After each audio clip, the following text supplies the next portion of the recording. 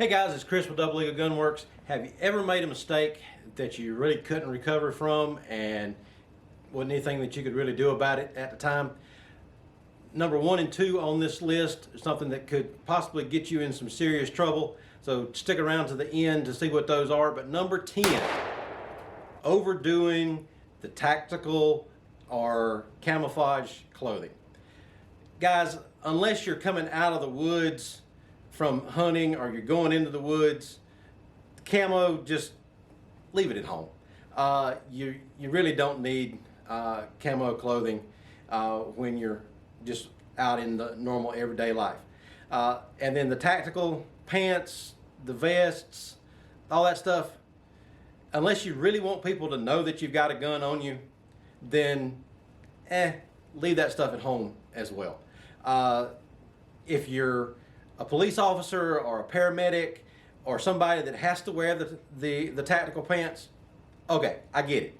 You can wear that to work. But in your everyday life, guys don't need to wear the tactical clothing all the time just because you're carrying a gun. If you want people not to think that you've got a gun on you all the time, leave that stuff at home. Number 9, when you're carrying a gun, don't act paranoid. You're not trying to say that there's somebody out to get you all the time, but I mean, depending on what administration we're under at the time, you might be true, but normally people are not out to get you. So you don't have to think somebody is around the corner every time that you've got a gun on you and you're getting out of your vehicle or you're going into a store. People are not even noticing you. Half the time they got their nose stuck in a phone and they don't even see who's walking right beside them. Number 8, messing with your clothing. Okay, so you're walking down the street and you think, oh man, is the shirt in the right spot, or is my gun showing or anything?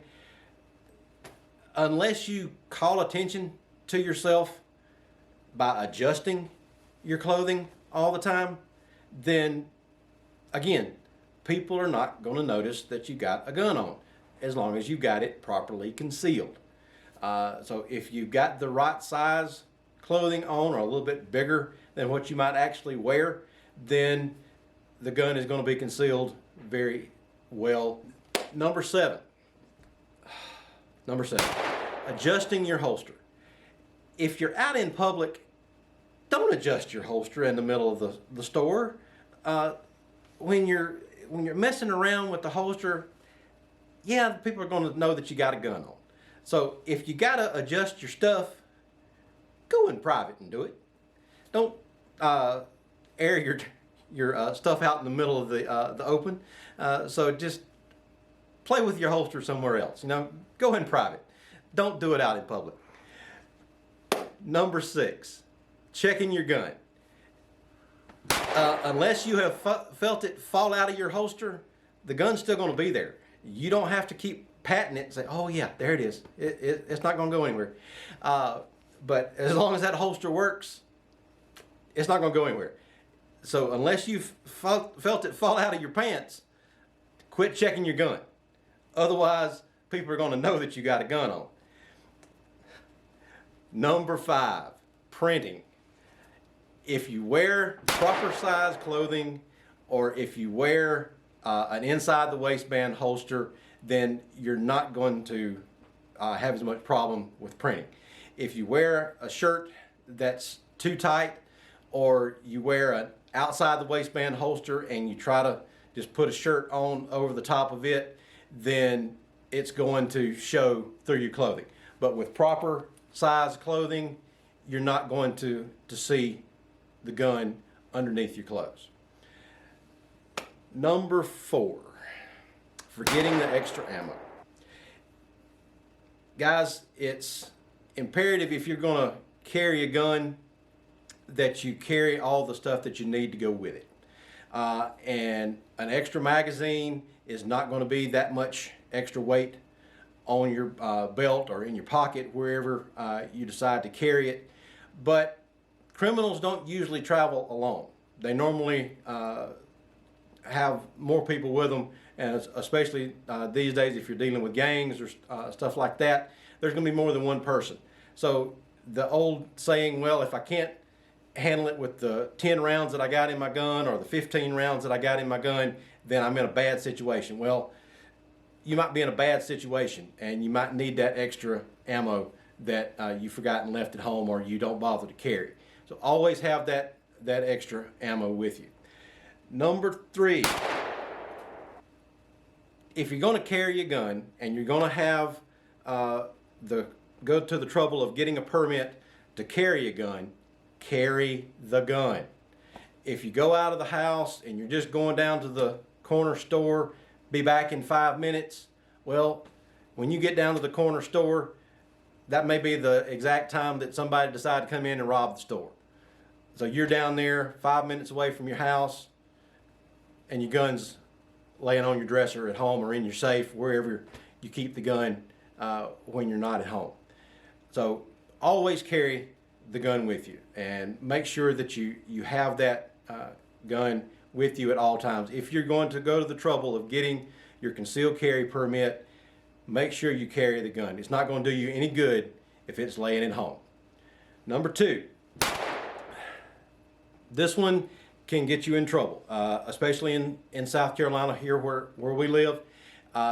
If your gun shows at any point when you're carrying a gun, if you're in a store and you reach up to get something off the higher shelf and your coat rides up and shows your holster, even if you don't see a whole lot of the gun and somebody sees you standing there with the gun exposed, technically in South Carolina that's called brandishing a weapon.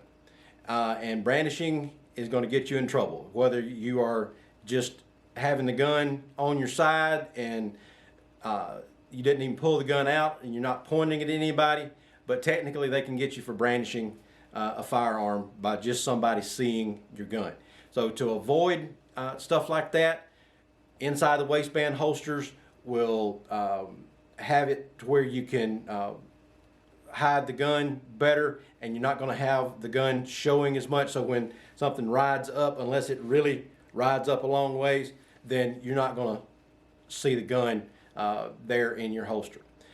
And then number 1, the thing that's going to get you in the most trouble as a concealed carrier is if you either don't know the law or you ignore the law when you're carrying a gun. In South Carolina, there's legal signs that have to be up on the stores. It has to be a certain size, they have to look a certain way, but stores have a lot of latitude as far as whether they actually post those signs or not. When I'm talking to my CWP classes and I'm explaining all this to them, there's a lot of leeway that businesses have when you're talking about somebody carrying a gun in their business. They can decide whether they want to have somebody in there carrying a gun or not. Even if the store is posted, if the owner decides to let their employees carry concealed weapons, then they're perfectly within their right to do that. But if you go into places like your courthouse, or number 1 thing that probably most people don't think about, the post office. If you, in the U.S. now, several years ago, they changed the law to where even you can't have a gun in your car on post office property. So if you go to the post office and you take your gun off and you walk in the post office but your gun's still there in the car, technically you are violating the law by having that gun in the car.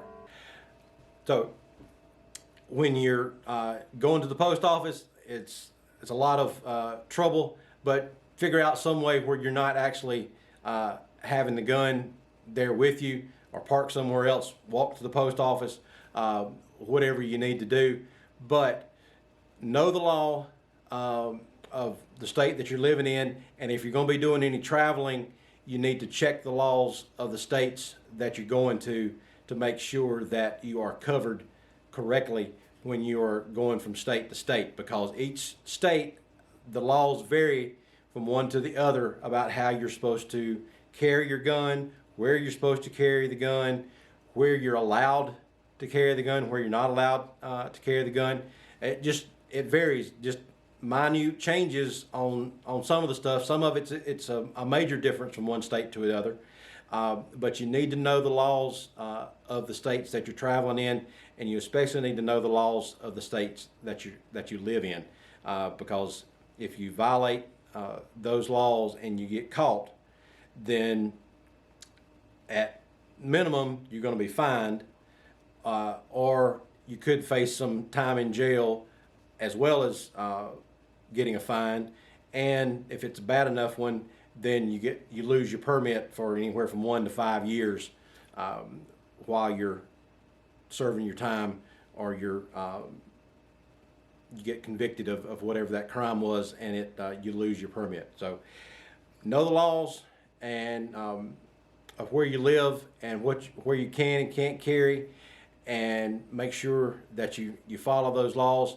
And if you decide, well, I'm going to risk it by going in to this store because I don't think it's a safe area to be in without a gun, then that's something that you got to decide for yourself. But even if it's in a bad place and the law says you can't carry there, then if you get caught, then you're going to be in trouble. To find out more information about the laws in South Carolina and all these other things that we've talked about from 10 down to here to 1, check out doublelegalgunworks.com for more information, and like and subscribe down at the bottom. Check you later.